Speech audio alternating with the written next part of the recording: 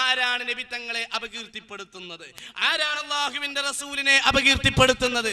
നിങ്ങൾക്കറിയോ, അല്ലാഹുവിന്റെ റസൂലിനെ സംബന്ധിച്ച് മരണപ്പെട്ട മൗലവിയായ കെ ഉമർ മൗലവി പറഞ്ഞത്, അല്ലാഹുവിന് കീഴ്പ്പെടുന്ന വിഷയത്തിൽ വീഴ്ച വരുത്തിയിട്ടുണ്ട് എന്ന കുറ്റബോധമുണ്ടായിരുന്നു എന്ന് അല്ലാഹുവിന്റെ റസൂലിനെ സംബന്ധിച്ച് പറഞ്ഞത്.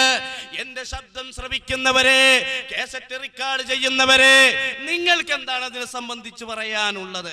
അല്ലാഹുവിന്റെ റസൂല് അല്ലാഹുവിന് കീഴ്പ്പെടുന്ന വിഷയത്തിൽ വീഴ്ച വരുത്തിയവരാണോ? ആ കുറ്റബോധം നബി തങ്ങൾക്ക് ഉണ്ടാവേണ്ടതുണ്ടോ? നിങ്ങൾ ആലോചിക്കുക.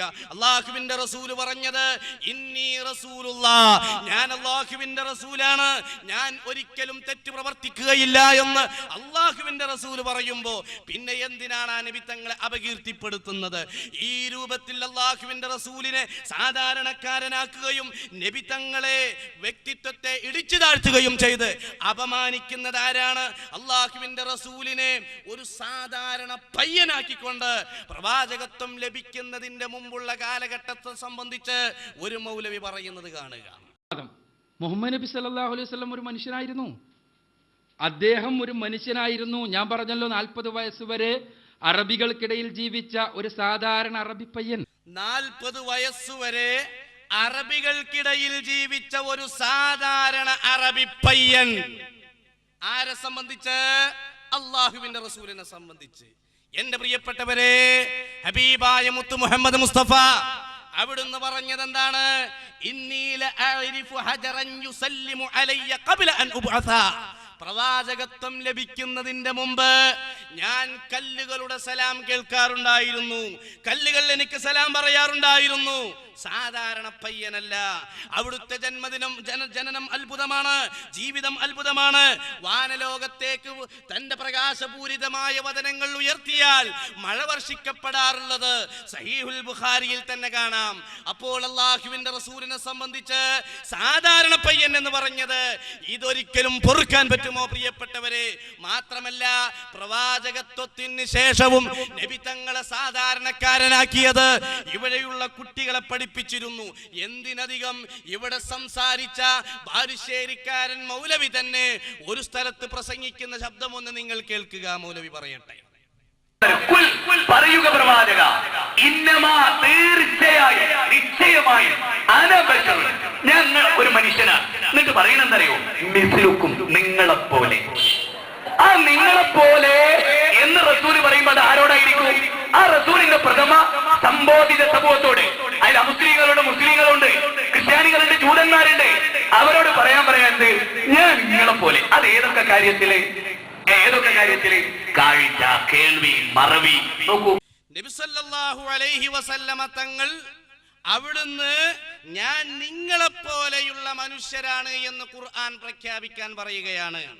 നിങ്ങൾക്ക് മനുഷ്യത്വമുണ്ട്, നിങ്ങൾ മനുഷ്യരാണ്, നിങ്ങൾ മനുഷ്യരായതുപോലെ ഞാനും ഒരു മനുഷ്യരാ. പക്ഷേ ഒരുപാട് അത്ഭുത സംഭവങ്ങൾ കണ്ട് നിങ്ങൾ ഞെട്ടണ്ട. അതൊരിക്കലും ദിവ്യത്വം ആരോപിക്കപ്പെടാനുള്ളതല്ല. എനിക്ക് സൃഷ്ടാവിൽ നിന്ന് വഹി ലഭിക്കുന്നുണ്ട്. സൃഷ്ടാവിൽ നിന്ന് സൃഷ്ടികളിലേക്കുള്ള ആനുകൂല്യം വാങ്ങി വരാൻ നിയുക്തരായവരാണ് ഞാനെന്ന അർത്ഥത്തിലുള്ള വിശുദ്ധ ഖുർആനിനെയാണ് ദുരുപയോഗം ചെയ്യുന്നത്. സാധാരണ മനുഷ്യൻ എന്നതിനർത്ഥമുണ്ടോ?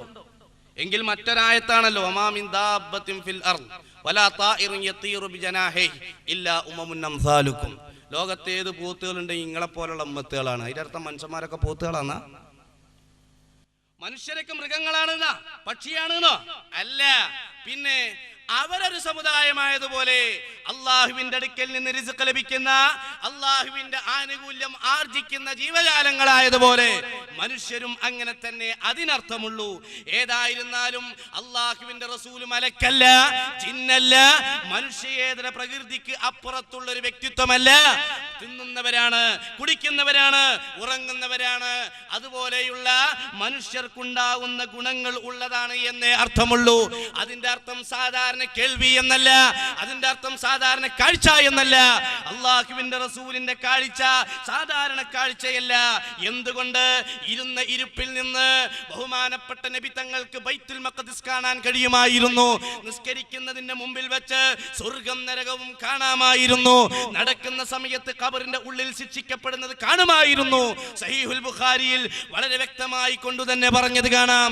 അള്ളാഹുവിന്റെ റസൂലിനെ സാധാരണ മനുഷ്യരാക്കുക എന്നത്, അവിടുത്തെ കേൾവിയെ, അവിടുത്തെ കാഴ്ചയെ സാധാരണമാക്കുക എന്നത് പ്രമാണങ്ങൾക്കെതിരാണ്, ഖുർആനിനെതിരാണ്, ഹദീസിനെതിരാണ്, സഹാബത്ത് മനസ്സിലാക്കിയതിനെതിരാണ്.